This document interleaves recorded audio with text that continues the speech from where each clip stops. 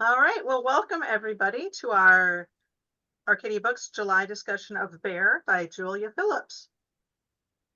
I've got my wacky background again, so. All right, well, Caitlin and I have, I'll admit, Caitlin and I have been talking already today, so we should have been saving it. Caitlin, I know, has lots of things to say. So let's get into it. As I was reading this book, I'm the youngest of four kids. I kind of feel like I owe my older sisters an apology. Yep. When I was going through this, I realized this had a pretty good tie into the other book we read just a little while ago, that Poverty in America thing, because these two girls were in a situation that you wouldn't think two people working their butts off and owning a house would ever get into. Yeah. But then they had a younger mother that was critically ill, and that would take you back a step. But I was sort of wondering why some of the social safety nets like Obamacare and some of that wasn't filling in for them. And that was sort of hanging in the background. But I'm glad we read the Poverty in America book first. And it was there's nothing like being poor to have a helpless feeling. It's yeah. So I set the tone for the book really well. Yeah, I agree, Alan. And that's, she did the same thing really in Disappearing Earth, where, many of the women in Disappearing Earth were women who were really on the edge of society. And yeah, it colors everything in their existence, and these two young women can't escape it. And again, obviously hugely exacerbated by their mom.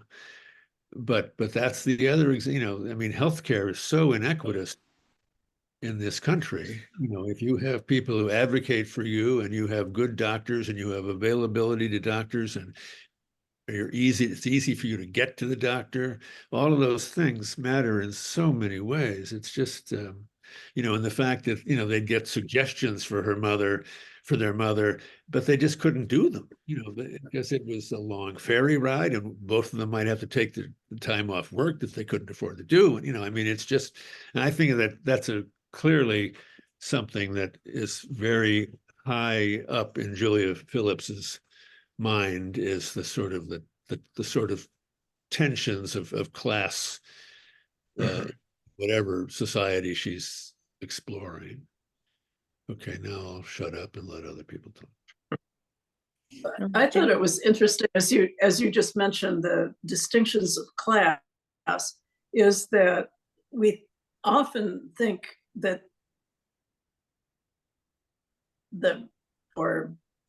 I'm not sure they were exactly poverty, but really, really struggling to just keep their head above water.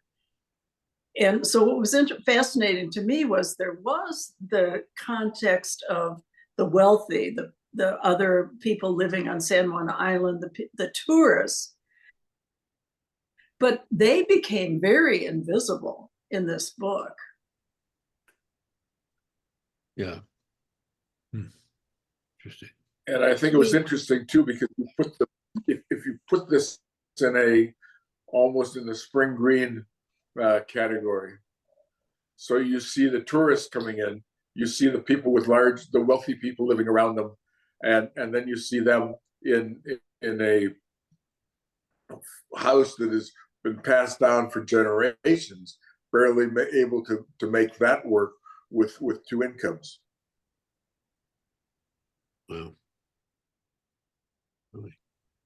I mean, I think that's true in any beautiful place. I mean, I haven't been on the outer San Juans, but I spent part of a summer on Whidbey Island, which is the big island. Such a gorgeous island. Yeah.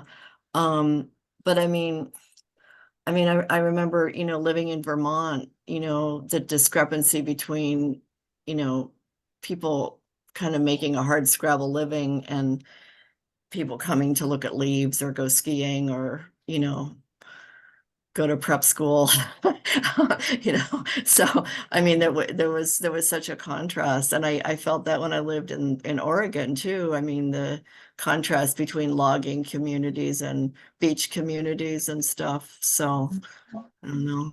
I found this a very troubling book, really troubling.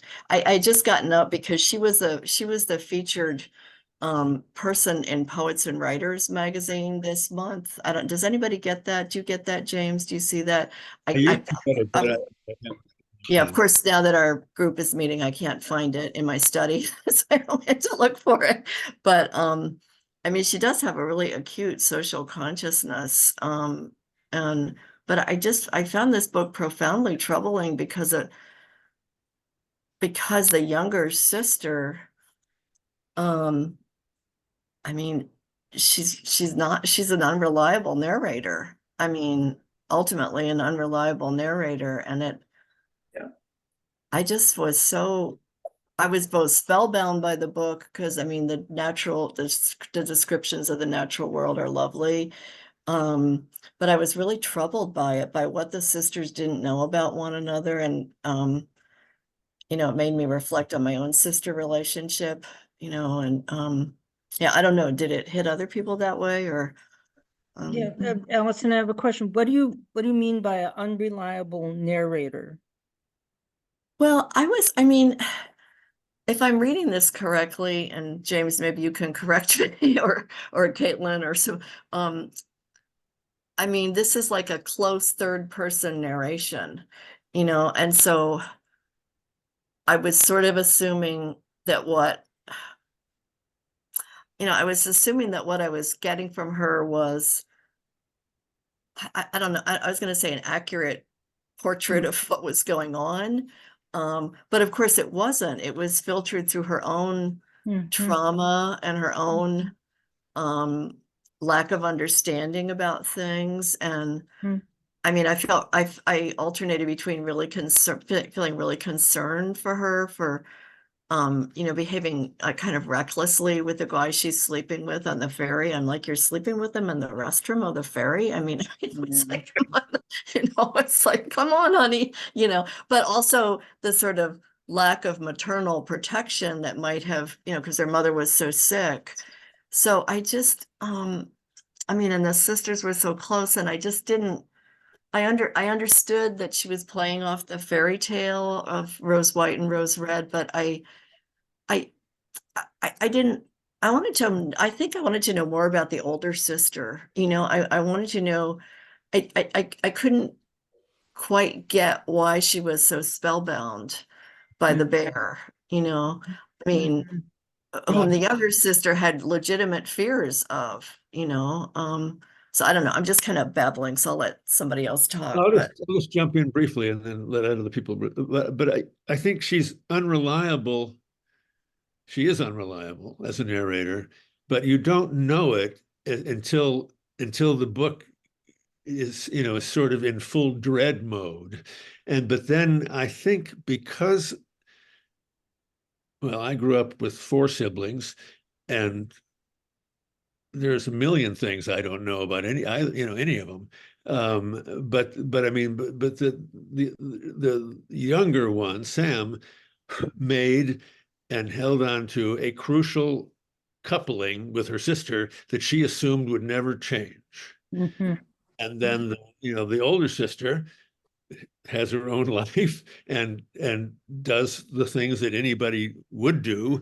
You know, as you're growing into maturity, you're making different choices. And the sad part, of course, is when you choose not to share with someone else, perhaps because you're afraid you'll be judged, perhaps because you're afraid you will intrude on the dream you know the other one is carrying, which is a huge responsibility for you, then that's, to me, it made the book more heartbreaking. So in other words, it wasn't an unreliable narrator that as I occasionally do when they occur in books, I got pissed at.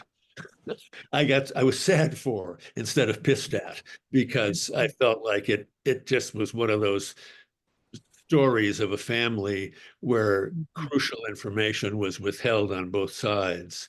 until it was too late. Yeah. Yeah, I get that. Yeah, I think I But felt I that do way think, too. that's one of the things that was so brilliant about Disappearing Earth were the 11 different points of view that she told the story from. And I think, Nancy and I have been watching interviews with her all day, and she did say in a couple of the interviews that she knew she sacrificed something, of sort of a full rounded story by choosing to tell the story only through Sam's eyes and heart, but that she at the same time, she found it very exciting to try to, to make a full story from only one point of view. Okay, that's it. I'm never speaking again. Well, and I want to follow on what James said. It was heartbreaking to as the story went and as you got closer to the end, it's like, oh, Sam, you've held on to this and it's not real. This pact that they made when they were teenagers that they'd get off the island, and life has evolved and her sister's life evolved, and Sam stayed stuck with that, and that was heartbreaking. And as I got to the end of the book, I really had some epiphanies of very similar things that I held on to with my sister, thinking we were both on the same page on a certain topic, and it just all went, she switched it up, and I just like, I was blindsided, and it was just like, wow. And so reading the book, I'm like, oh yeah, I get it. I get it. What happened with, or happened isn't the right word, how I was perceiving things, and I held on to this myth or false idea, and my sister evolved in another direction. And the concept that the older sister, she felt responsible for their mother, responsible for Sam, and she was tired of it all. It was just such a burden for her that, maybe in the end, here was this bear, and it was this creature that just wanted some bread from her and nothing else. I don't know, something like that. That's my thought. I have a question, and pardon my naivety. What makes her an unreliable narrator? Does it to be a reliable narrator? Does it have to be all accurate? Allison, you should speak to that. I was going to say, James, maybe you should speak to that. I mean, my sense of an traditionally an unreliable narrator is, a confidence man, somebody who you really can't believe. But I mean, I think there's degrees of unreliable narrators. And I mean, to me, she was unreliable. And I mean, maybe am I not right in describing her as an unreliable narrator? I don't know. Because of what she doesn't understand, and the limitations of her own point of view. I mean, the book would be really different if it were told from an I perspective. If this was written in Sam's voice, I thought this, I thought that. I mean, you can have an unreliable narrator that way too, but it just got very blurry for me about what was going on, and I was quite I felt like the rug was kind of pulled out at me at the end of the story, which as an oldest sister I should have known, because I planned a life without my younger sister, it's like and she's never let me forget it. But I don't know, James, can you add to this? Or well, I would only say this about, or Larry. Perhaps she's not a conventional unreliable narrator. Yeah. Assume conventional unreliable narrators don't they withhold things They intentionally. withhold things. Yeah. And she's not withholding things by She's not intention. withholding intention. She's Yeah. Yeah, withholding because exactly. he doesn't know them, and She then doesn't she's know. surprised. Yeah. But because she doesn't know them, we don't know them. We don't know them. Yeah. Until quite late in the book. Yeah. But it's not. But it is, I'm Don't sorry. say. I was just gonna say, but it is her perception. Right. Yeah. Yeah. Yeah. She does seem to have a kind of naive approach to a lot of things. I mean, she doesn't think very deeply about things. I mean, the bills are piling up, but she still thinks they're getting paid because she's throwing her paycheck in there. I mean, she has this underlying strange color of reality that all they have to do is get through to the mother passes, and then everything will change for the better. And she doesn't seem to see too many other things in her life that are going on. And then she also refuses to believe experts, except and namely, well, the bear, that the wildlife person that warns her about the bear, she believes, but then she believes her about the wrong thing when she says it's a black bear and it's not. If it was a grizzly bear, you don't feed it bread.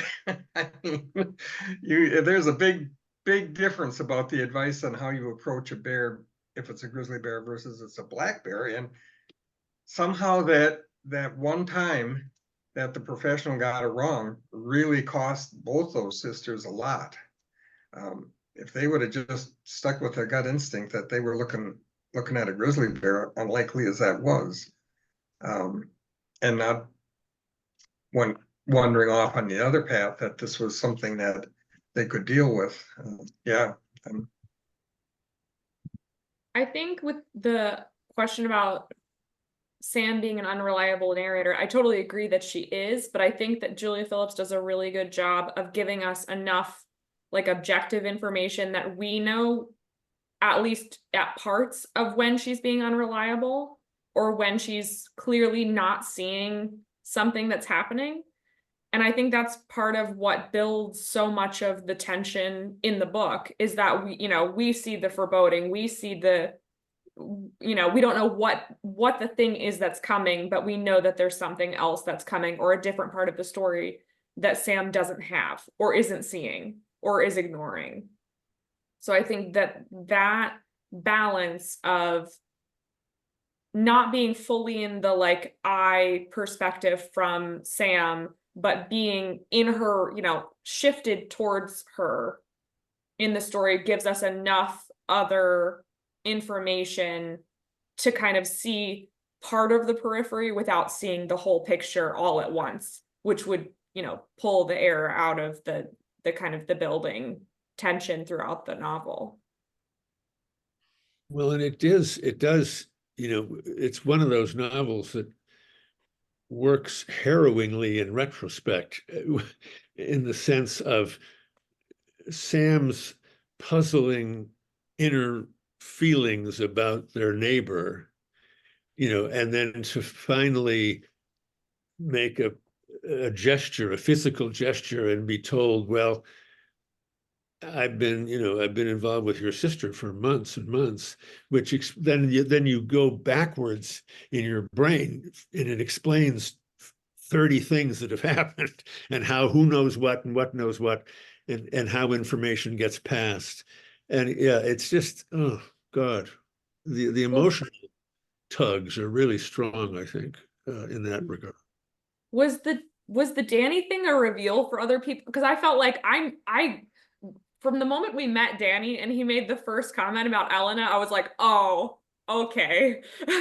Like, so for me, that was like, I was just waiting for Sam to figure that out along with everybody else. But I don't know if that was, I don't know, different for other people. I fell for it. I didn't.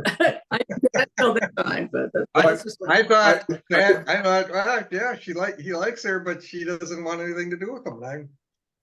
Well, when he that was showed up unbelievable to me. I don't know why she kept it from her sister, though. That's kind of, she kept a lot from her sister. Larry, were you about to say something? Yes, I've been waiting because I get the sense that most people like this book. And here's what I'm going to tell you. I thoroughly enjoyed the first half of the book. I felt like I had some idea of where it was going, but I would say the last, especially like the last quarter of the book, I would say I was hate reading the last part of the book because I can give you reasons why I end up hating all 6 major characters in the book. So starting on page 16, and I think the unreliable narrator is the least of the problems with this book. So Sam on page 16 says, "This was love, the two of them in the kitchen at the end of the day, the one bond that would last their whole lives." Well, it didn't last their whole lives, and their whole lives were not very long. But the love and what we thought was a close bond between the sisters and the mother, that's what I really enjoyed in the first half of the book. Now I jump to 115. Elena said, "What's going on here is not dangerous. It's magical. It's the best thing that has ever happened to us." Okay, I'm like, the bear is an example of magical realism.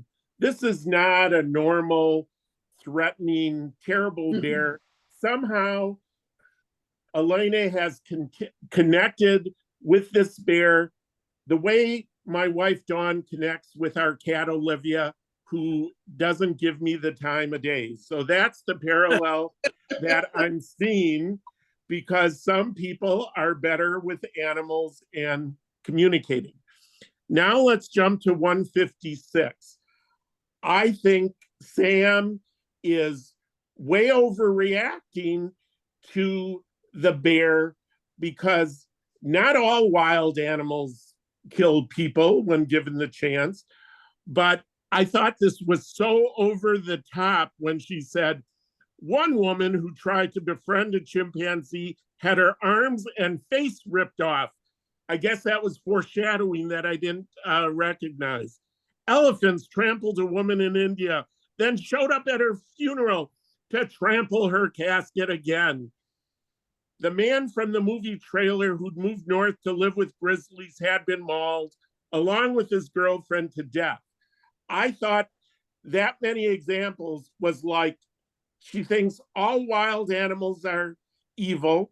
And, I think we have to be careful about wild animals, but I'm assuming the way she wrote about the bear and nature, that this bear is the exception and Sam is being overly paranoid. And I thought she finally was stopping to be so immature, because maybe it's my background as a former middle school teacher, but I kept saying, "Sam, grow up." Take some responsibility. You don't have to screw the guy in the bathroom with that you don't care about. You don't have to decide you're not going to have any friends with your sister. Your mother is dying. How about trying to have a meaningful conversation with your mother who's dying? I kept waiting for that to happen. All right, I'm now up to 169. And now this is where I got my glimmer of hope. They did what they had to do. They took their joys where they could find them, because they knew, every one of them, that joys were few and far between. Sam would embrace it, this moment, drinking coffee in the sun with her mother. Short and false as it was, who cared? This was the way her family sustained itself. This was how they would last. Great. She's finally realizing she needs to live in the moment and not be so obsessed with the future and the getaway. Well, this is how they would last. By the end of the book, the mother's dead, Elena's dead, her life is totally ruined, and she's traumatized for the rest of her life. Okay, let me stop and just say, okay, one more. on page 276. All Sam could hear now was her own voice whispering that it was Sam's fault. Wasn't it? Yes, yes, it was your fault. But it was also the boyfriend's fault. It was also Elena's fault. It was also Madeline's fault, another incompetent government official, which irks me as a government official. No matter what anyone said or didn't say, hadn't she known that in the first instant of the bear's lunge and every day after? If the bear had killed Sam or Danny, I would have been good with it, because I felt at that point Sam deserved to die because of the way she acted, what she did with the bear spray, taking a gun out of his hand. The boyfriend, it's like she was the love of his life, but he couldn't see that Sam was unstable and was roping into a bad plan. Elena, who seems like the model of the older sister, it's like she's a terrible older sister. She didn't know that the sister was clinging to this fantasy. And to me, the secrets upon secrets. But Madeline has time to come to the funeral. She has time to send bug spray. She thinks Sam is the one who's interacting with the bear. There were multiple times where she could have been more forceful and gotten in there, but not until it's too late. I like the mother, but I was waiting for some words of wisdom or something before she passed away, or talk to them about the house or the future. So I think Danny's dog was the only character I liked by the end of the book. And I was really worried that the bear was going to kill Danny's dog. So I'm happy that the dog survived. But and the guy, Ben, that she goes away with, she didn't like him. She didn't care for him. It was meaningless sex. He had money, but he couldn't figure out how to talk to her. I mean, I feel like all major characters in this book desperately needed a good therapist. So the fact that I'm so worked up, I guess means she's an excellent writer, that she got me this mad. But by the end of the book, I'm like, what is the point? All wild animals are evil. You can't really have a good relationship with your sibling, mother or boyfriends. So I ended up, I usually pass these books on to a friend, but I don't feel like I can, because I know she would hate the bear being a villain among everybody else. So that's my rant. Thank you for listening. How do you really feel? Well, I was so mad when I got to the end of the book. I'm like, no, kill Sam, kill Danny, don't kill Elena. Elena could not have talked to the bear that much and given it food that much if there wasn't something there. I don't buy that this was just a typical vicious grizzly bear. Sam provoked it with the spray, and then you don't shoot a gun at a wild grizzly bear. Well, you don't shoot a pistol. Right. Or a pea shooter. Hey. Larry, I think you have a future as a prosecutor.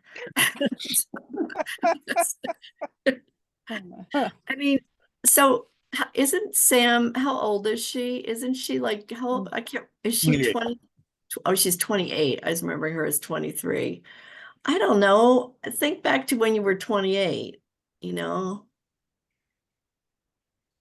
Yeah, I had already taught for 7 years. I was a responsible person. She was like, she made poor choice after poor choice. But do you think there was any reason for her poor choices? Look at her circumstances. Because she built her whole life on this relationship with her sister, which wasn't what she thought it was. And she wasn't curious enough to sit down with her and talk about the bills or talk about the future. I love the setting. I agree with you, Allison, the nature settings. I have a late really good friend whose family owned properties on Mackinac Island, and they owned like 3 tourist shops. And so I went there a lot. They would call the tourists fudgies because Mackinac Island's known for the fudge. And they hated the tourists the way that Sam hated the tourists.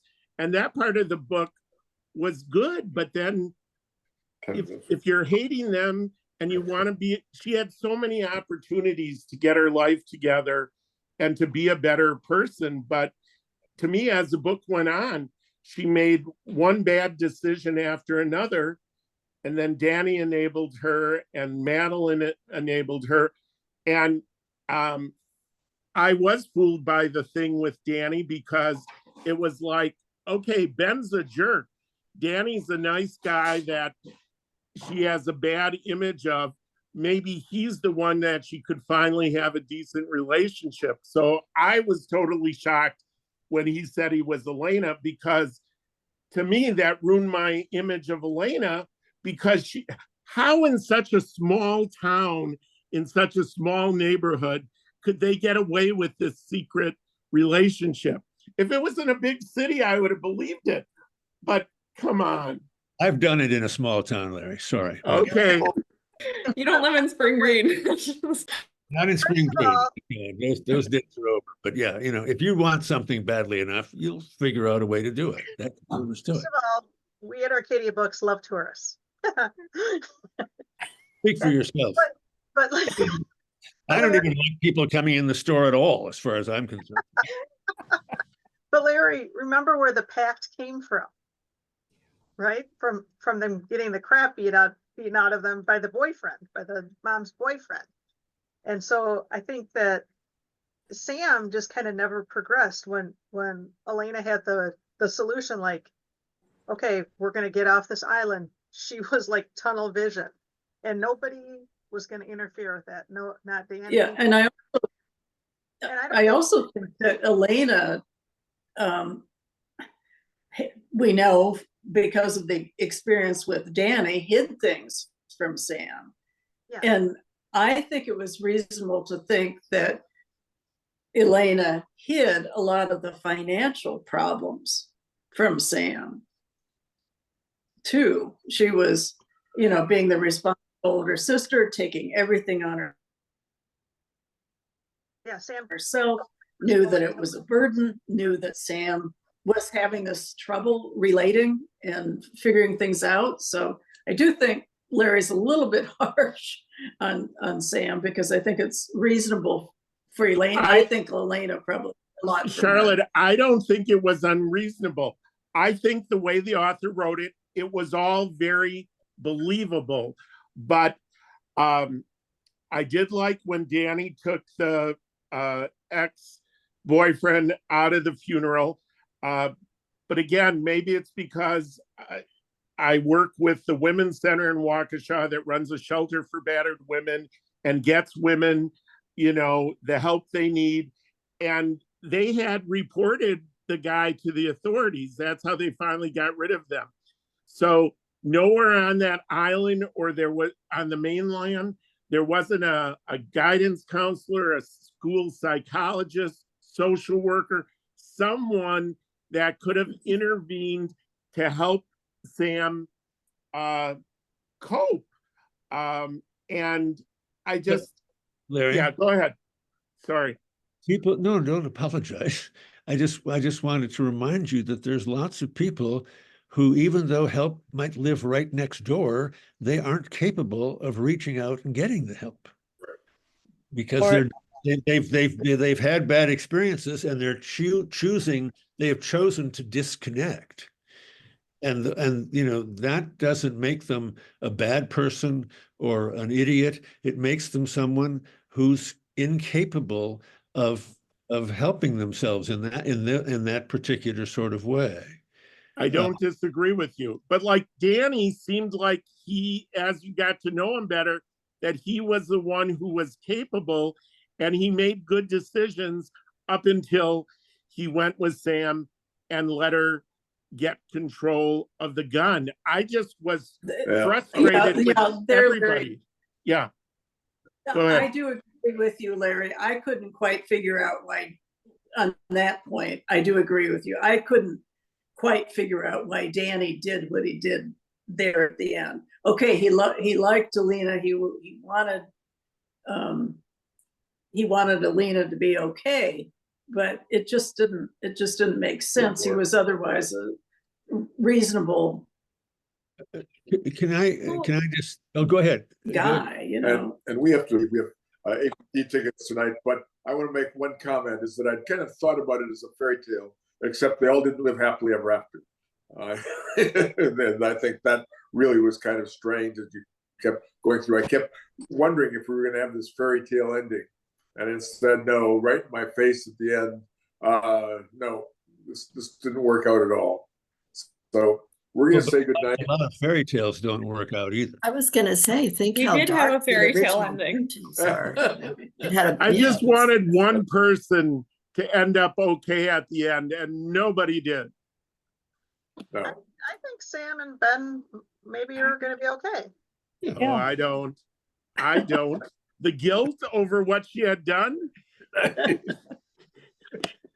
Well, at least she got off the island and she had prospects for a better life.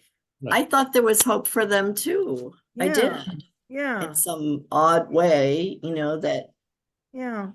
they could somehow overcome that trauma or learn from it, maybe in a way she hadn't been able to growing up, the stuff she experienced growing up. Well, Yeah. and being stuck on that island, I think we don't realize, I mean, it's a closed system. You're on an island, and it puts a different perspective on just life. To get off, you have to get on a boat. And I think, well, she got off. I guess I saw that the ending as hopeful. I really Okay, you're all being Pollyannas. It's on page 276. This is 6 pages from the end of the book. Sam ate her meals. She went to work. She kept hearing it. The bear's lunge, okay? She always would, not sometimes, she always would hear the bear lunging. She remembered the trigger guard under her finger, its curve, its give. Blame became her companion. Blame filled the place her sister had occupied.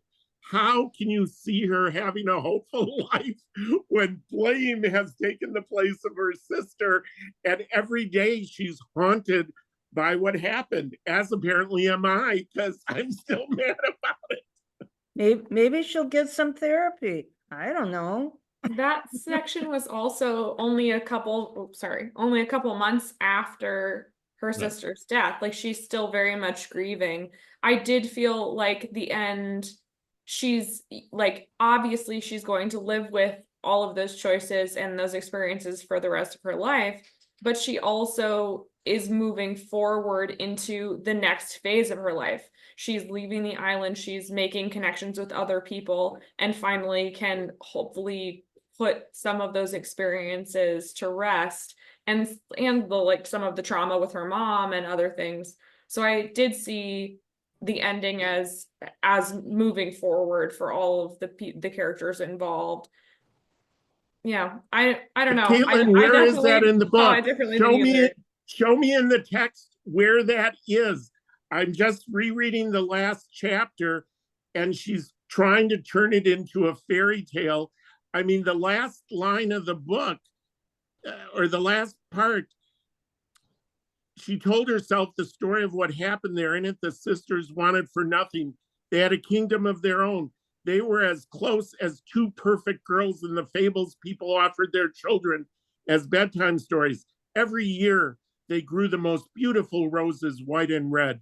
They lived happily ever after. To me, that is the most sarcastic, terrible last line of a novel, because to me, nobody is living happily ever after. There's nothing in this last, all of a sudden, after she didn't get therapy or help, I mean, before the bear kills her sister, her problems were small potatoes to after what happens with her sister. I look in the text for evidence and I don't see it. You know what, and I feel hopeful at the end, the fact that she did make the change to leave the island, the fact that she did accept a relationship with that boy, that guy, I forgot his name, you know, good, bad, whatever, I don't know that there's anything wrong with him. The fact she's doing something different, and frankly, I think the mom and the two sisters here, I think they were doing the best they could. And just think of, you know, what was I doing when I was 29 years old? I wasn't raised in that environment, you know, and I think they did everything the very best they each could. So and as, yeah, I agree with all of that. And I think that she has a chance of having a reasonable life. And I agree that, Larry, the stuff you quoted is stuff that was quite immediate from the events, and that, as everybody who's written about death tells us, it just quiets in you, and even with your guilt, it quiets in you. And it doesn't mean your life will be easy, but the fact that she's able to get off the island is a huge step. And the fact that she's reconnecting with other humans, not just trusting her sister.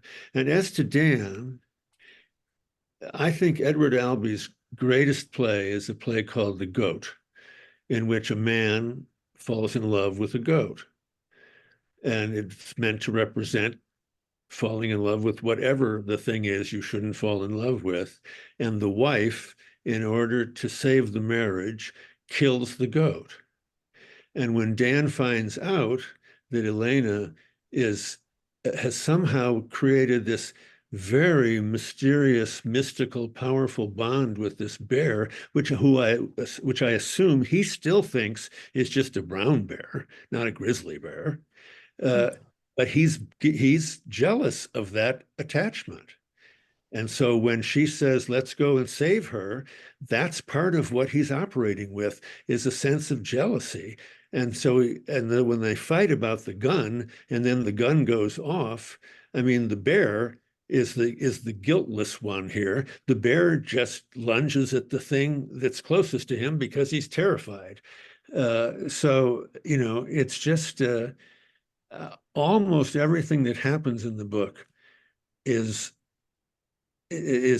human and sort of achingly real. And the fairy tale ending that she provides is that she allows that she can now finally see, she has enough perspective to see that her sister loved the bear.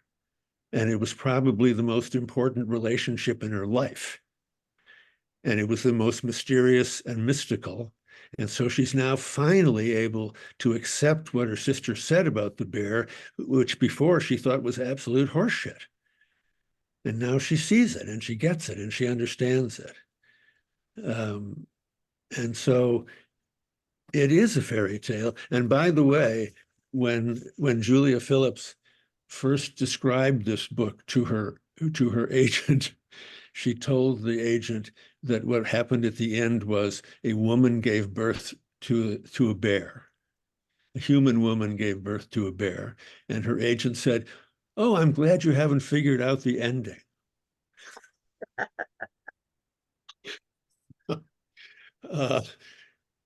So, but she did find a way by creating the fairy tale at the very end that she could have had the baby by the bear.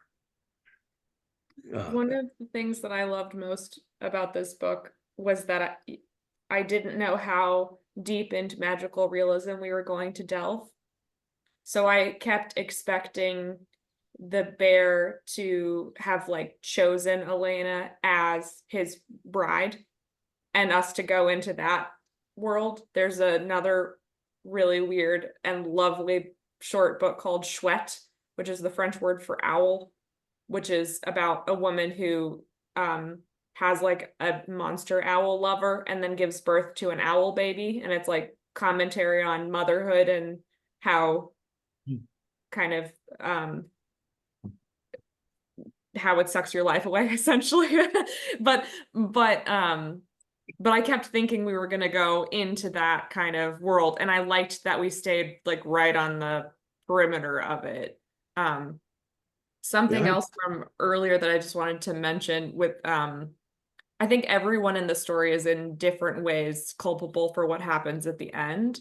But one of the things that like I think for why Danny didn't say call Madeline and decided to go into the woods with a gun instead, you know, Elena says over and over that like she has such a strong distrust of authority and other adult figures in her life, and that's clearly been like hammered into Sam and hammered into everyone, that he would also know that. So it makes sense to me that at that point neither Sam nor Danny considers other resources as an option. Like it's them or nothing at that point. Yeah. I agree with everything you're saying and that what James is saying, but Madeline seemed like the character who was most together as a person. Don't you think she had numerous opportunities to talk to Elena or try to intervene more than she did? I think they all had a lot more opportunities than they took. And I think that that's part of what's kind of cool. Like, I think that's part of the tragedy, right? Of like, they have, you know, they had doors that they passed by and they didn't have the perspective to see that in the moment. And they all had reasons why they did that. I think Madeline could have done a lot more. But she also, like everybody, was working on the information that she knew or had. So I don't necessarily hold any one of them more at fault than the others. I mean, Sam, you know, bugged me at more than others at times, but also, you know, there's one of the arguments when they're in the car together and Elena just won't listen and Sam kind of loses it and kind of tackles Elena. I found that moment extremely satisfying because I was screaming at Elena in my brain at that point that I was just like, what are you doing? I don't know. So there were different perspectives.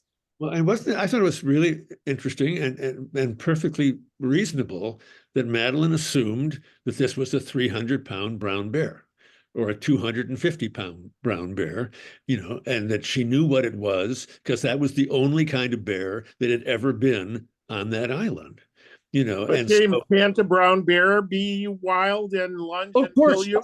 no, and she was absolutely clear in her instructions to Sam as far as what to do and what not to do, but then Sam, you know, fudges some of the information to Madeline because Elena says don't tell her anything more, you know, and so yes, a brown bear can be dangerous, but not like a grizzly bear could be dangerous. And frankly, a grizzly bear is not going to be that dangerous unless something catastrophic like what happened.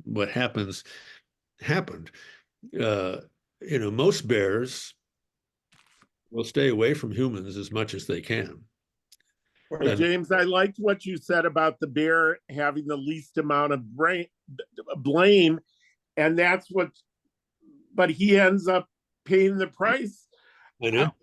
I guess the thing I think why I'm so emotional about this.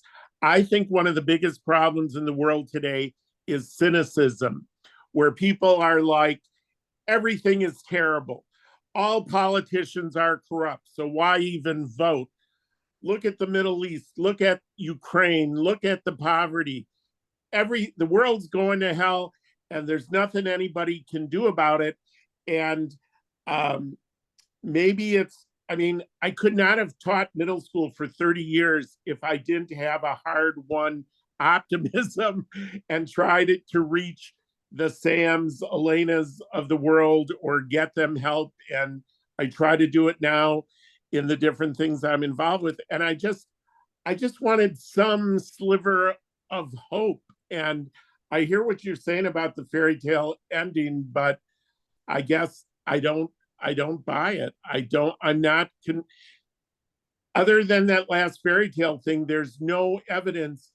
To me, she got worse as she got older. Larry, Sam got worse. Fairy tale. Well, it's- I just thought, the whole thing, especially the first 2/3 was, that's growing up totally oppressed. You have no options. They are struggling to make every day enough, or make enough money every day to eat and to take care of the mother and everything else. There are no options. They're not getting a chance to go out and get educated or go out and talk to a professional or anything. They are just going day by day. And as that grinds on you, and she makes a point of this, like this has been going on 10, 15 years for these two girls. I mean, I'm not saying that Elaine should have reacted that way to a bear, but boy, you got to get to a point where you just can't take one more thing without thinking, I've got to get some hope in my life from somewhere, and try to pull something in that's going to give my life meaning and make me want to keep going. And I think that's what happened to Elaine. Obviously she was a little off the rails when it came with the bear. Nobody would interact with the bear like that. Over time, especially feeding a bear, is just not right. They obviously got the wrong kind of bear and they did all that wrong. But just the whole first half of the book, when the oppression of how they were living their lives and how they didn't want to be where they were, but they had no choice and they had to go on. That sort of set the tone for the whole thing and for the action, I thought, at the end.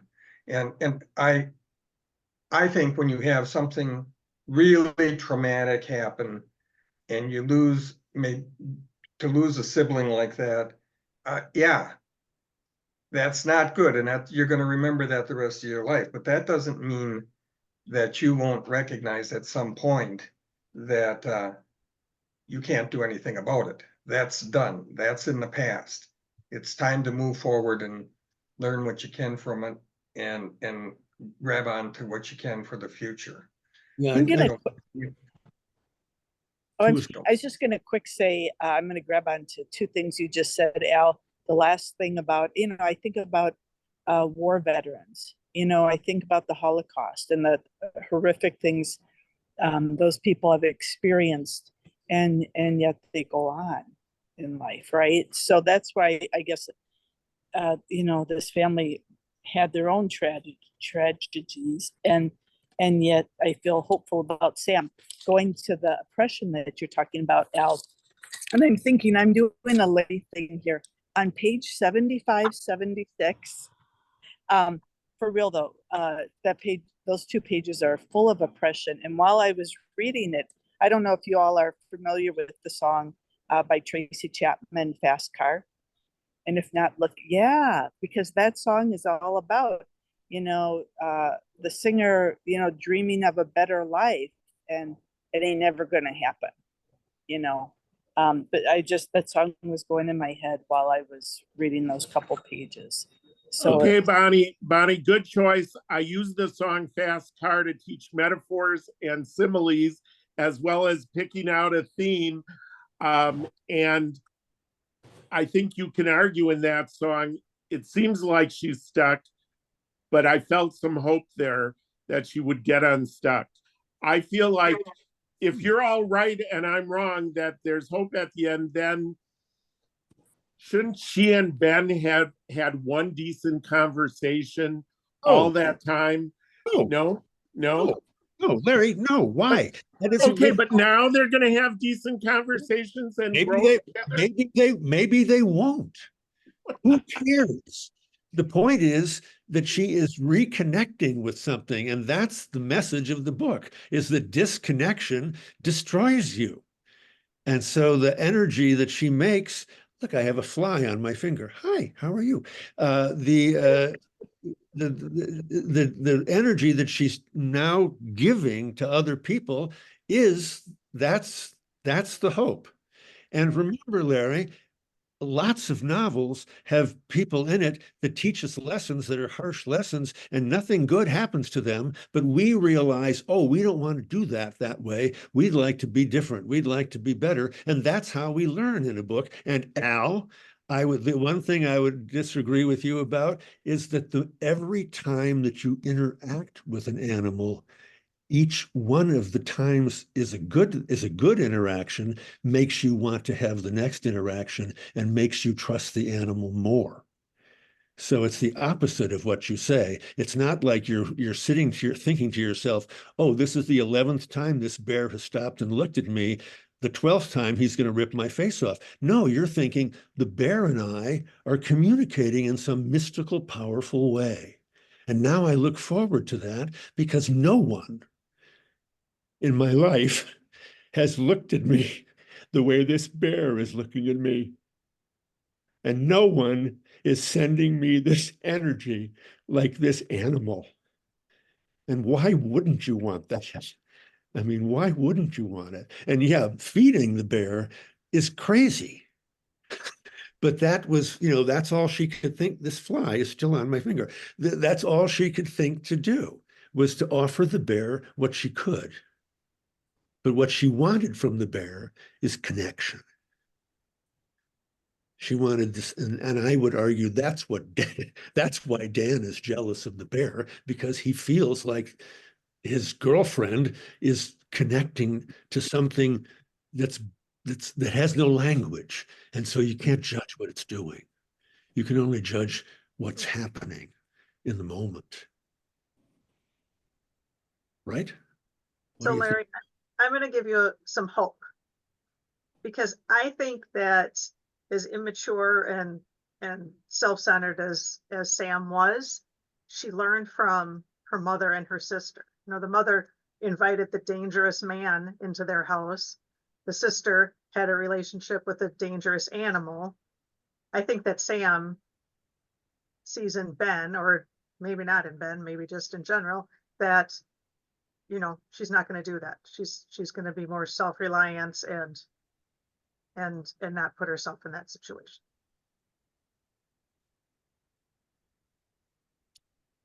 And I wish I could feel that way. And I don't disagree with anything that you said, James.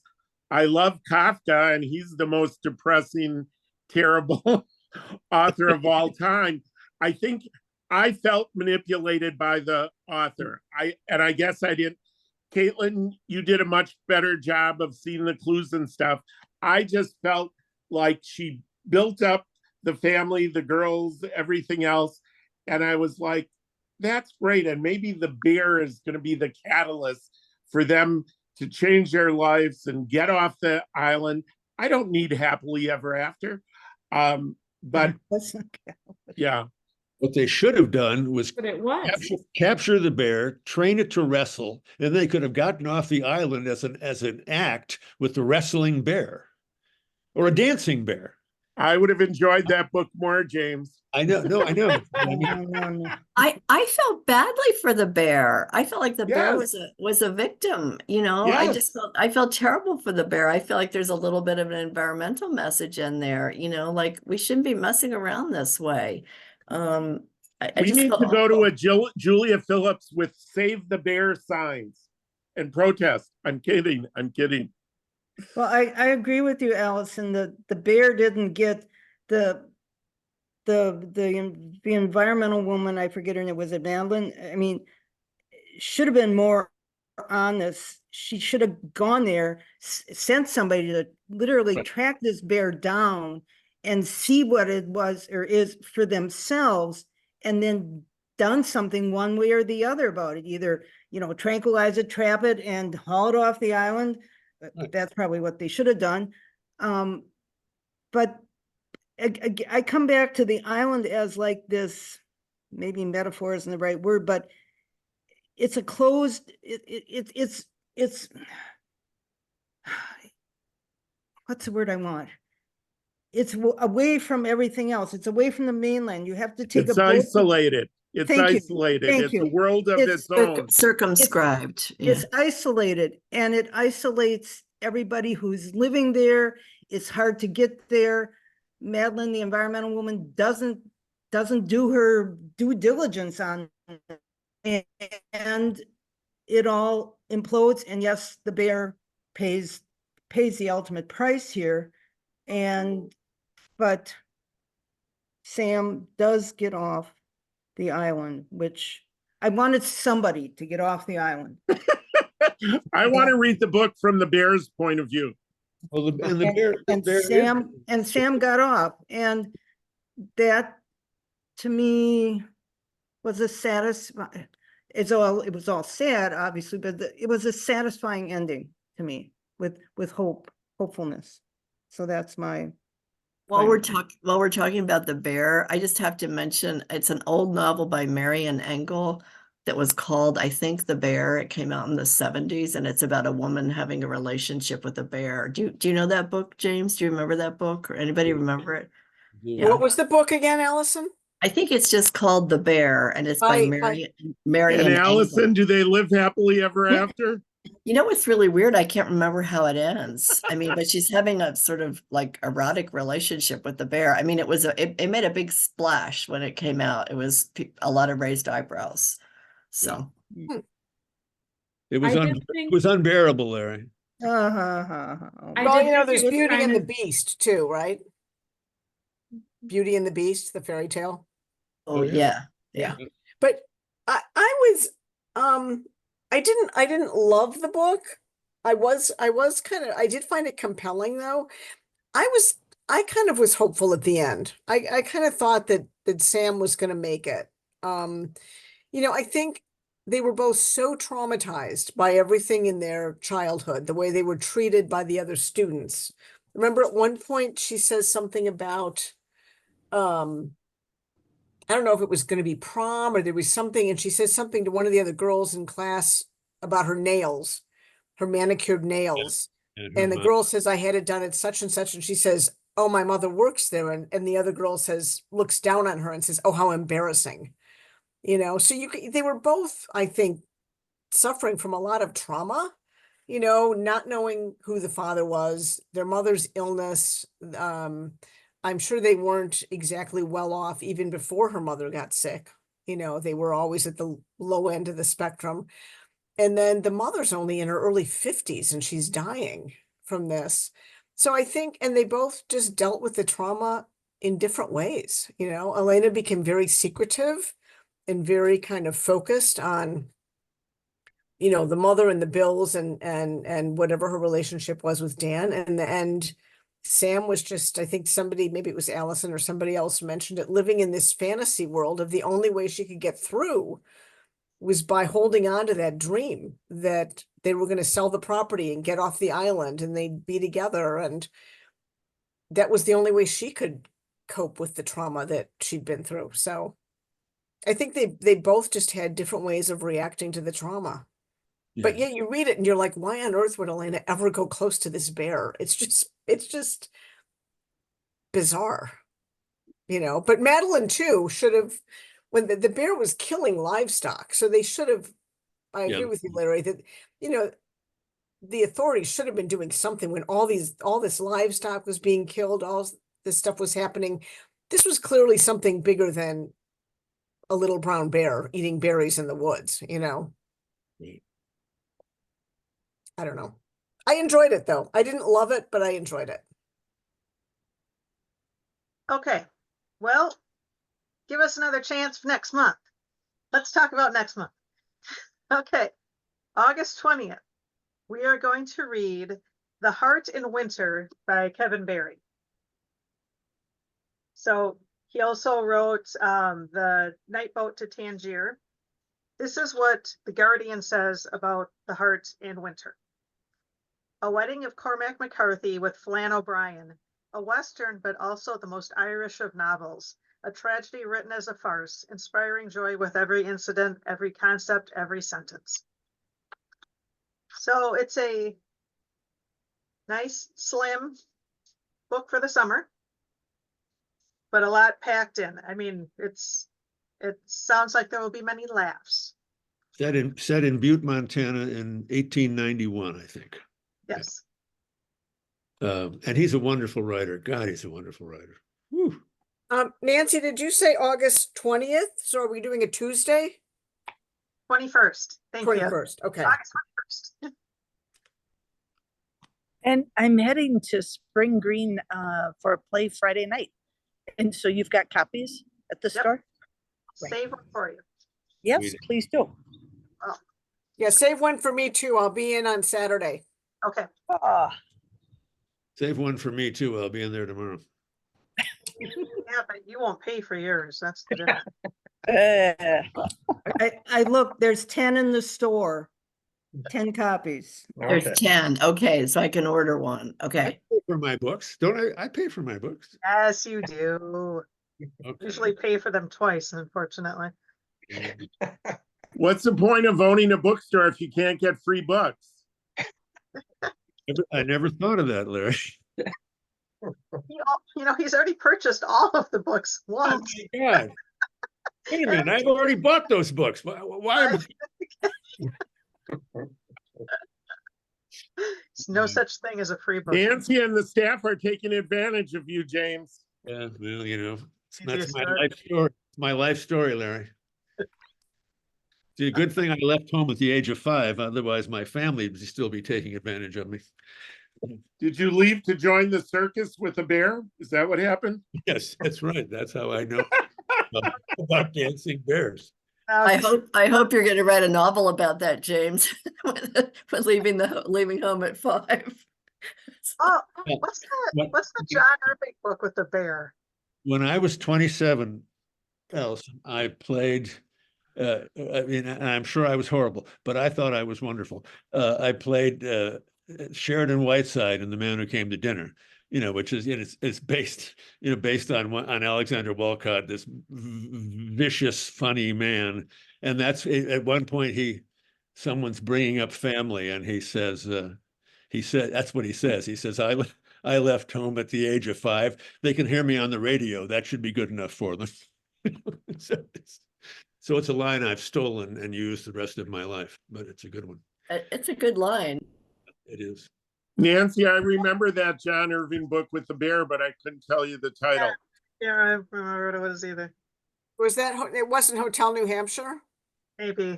Yeah, I think you're right. yes. Because the bear was in the movie too. Yeah, unfortunately.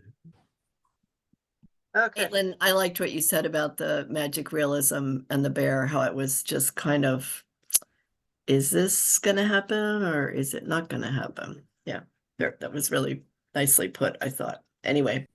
Agree. And I'm Great. glad it did what it did. Yeah, I think it. Okay. August 21st. The Heart in Winter. Thank you all. And Larry, that was good because your dissenting voice got all the conversation bubbling. That's great. Well, I'm glad the rest of you found hope. I hope that's a good sign for the upcoming elections. Oh gosh, I hope so. I'm ever hopeful, Larry, ever hopeful. Yeah. We